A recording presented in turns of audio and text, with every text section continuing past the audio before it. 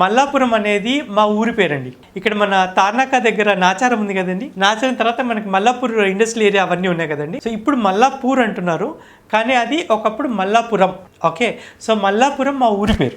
మా ఇంటి పేరు యాక్చువల్గా పడాల, కానీ మా టీచరు సంహవ్ మా స్కూల్లో రికార్డ్స్లో రాయడంలో మా 10th సర్టిఫికేట్లో పడాల అనేది ఎగిరిపోయింది.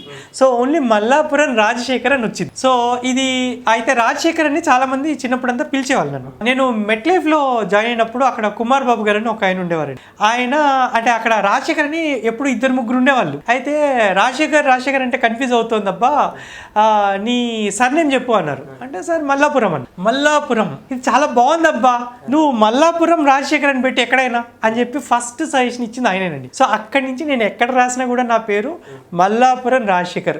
పేరు పెద్దగా ఉన్న స్పేస్ సరిపోకపోయినా మొత్తం పేరు రాయడం స్టార్ట్ చేశారండి.